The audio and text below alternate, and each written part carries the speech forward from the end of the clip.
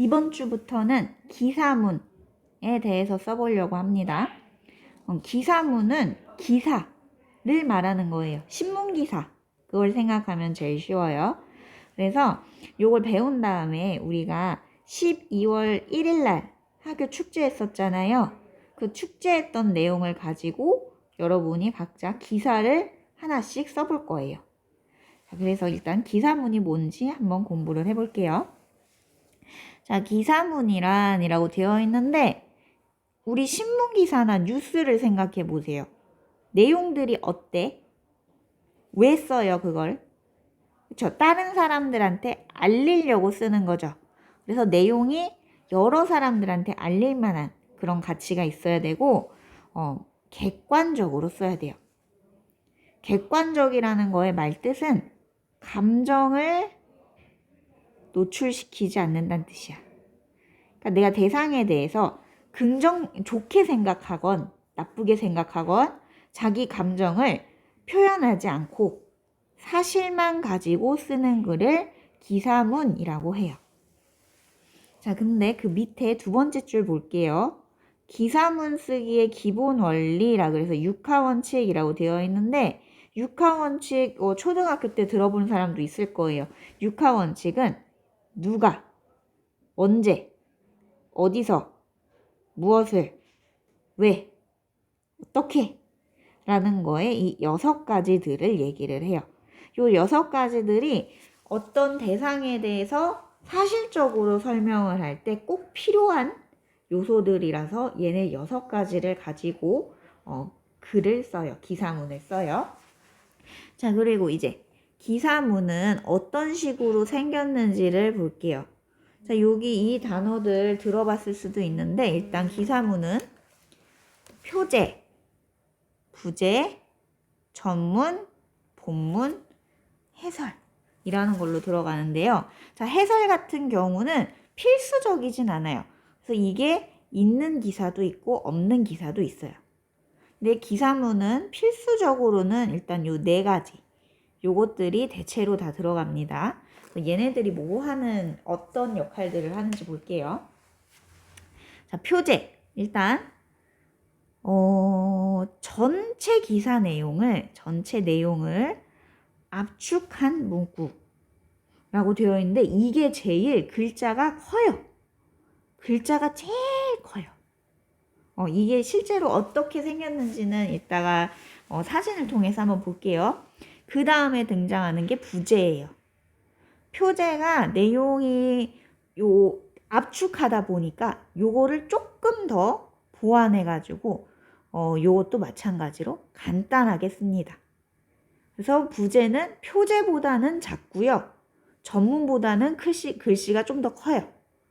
그래서 부제도 조금 글씨는 큰 편이에요. 자, 전문이 우리가 알고 있는 일반적인 기사예요. 그게 아니에요. 전문도 일반적인 기사. 요게 육하원칙에 따라서 쓴다 그랬죠. 육하원칙이 뭐였지? 이 위에 있는 거 누가, 언제, 어디서, 무엇을, 왜, 어떻게 요 6가지 원칙에 따라서 표제를 쓰긴 쓰는데 조금 구체적으로 쓴 거를 전문이라고 해요.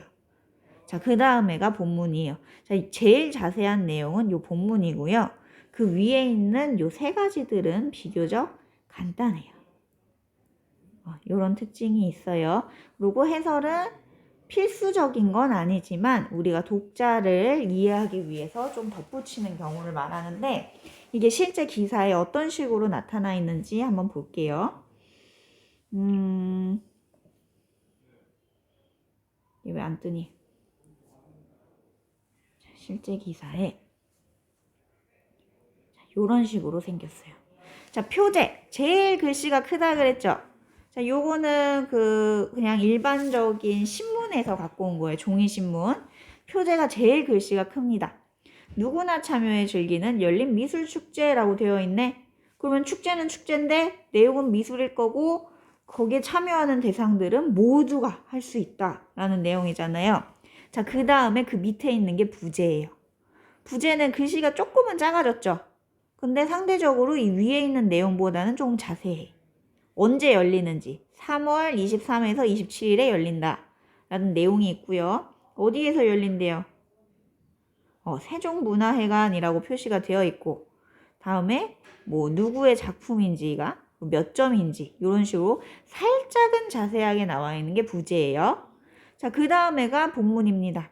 자, 지금 여기 사이에 뭐가 들어가야 되지? 전문이 들어가야 되죠. 근데 전문은 요즘엔 좀 빠지는 경향이 있기는 있어요. 지금 여기에서도 전문은 빠져 있는 경우예요. 전문은 뭘 나타낸다 그랬죠, 아까? 전문. 여기서 찾아봐. 전문 어떤 내용 들어가요? 여기 육하 원칙에 따라서 압축한 내용이 들어간다라고 되어 있어요. 자, 그 다음에 글을 본문을 이렇게 쭉 씁니다. 자, 그럼 여기 이제 이 오른편에 있는 거에서 한번 찾아볼게요. 우리 표제 찾아볼까요? 표제. 어디가 표제예요? 여기 글씨 제일 큰 거 여기가 표제예요. 그 다음에 뭐 들어가요?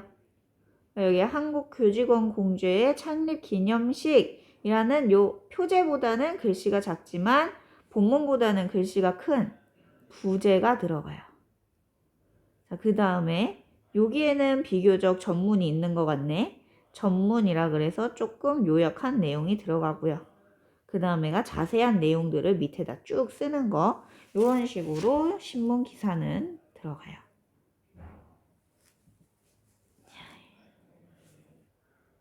자, 그래서 다시 한 번만 복습을 해볼게요. 글씨 제일 처음엔 뭐 들어가요? 기사문에서는 제일 큰 글씨로 표제가 들어가는데 이거는 압축해서 요약한 내용으로 글 전체를 요약한 내용으로 들어가고, 다음이 부제, 표제를 보완한 거, 간결한 거 간단하게 또 들어가고요. 다음이 전문, 이거는 어떤 내용? 육하원칙으로 누가 언제 어디서 무엇을 왜 어떻게 요 내용들을 가지고 쓰고요. 그 다음에 본문이 들어가야 된다. 이건 자세히 쓰는 거. 이런 식으로 내용이 구성이 되어 있는데 기사를 여러분들이 좀 관심 있어 할 것 같은 기사를 그래도 찾아봤어요. 자, 인터넷에다가 대한민국 청소년 기자단이라고 쓰면은 이렇게 대한민국 청소년 기자단이라고 쓰면 어떤 사이트가 나와요. 그러면 여기 청소년 기사단이라고 되어 있잖아. 기자단이라고 되어 있잖아.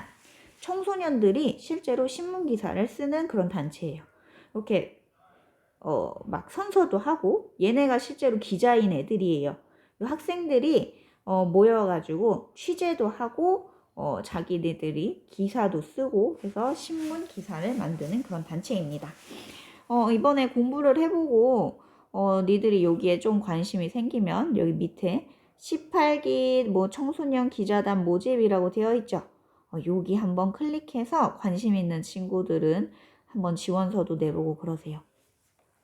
자, 그런 다음에 여기에 왼쪽에 보면은 타임라인이라고 있는데요. 여기 부분. 여기 부분을 우리가 목표는 축제, 우리 학교 축제를 가지고 기사를 써보는 거잖아. 그래서 학교 소식, 공연, 인터뷰 요 세 가지 부분이랑 관련 지어서 여러분들이 기사를 실제로 어떤 내용들로 써볼 수 있을지 요 세 가지 부분에서 한번 참고를 해서 여러분들이 기사를 쓸 수 있는 그런 것들을 한번 생각을 해보세요.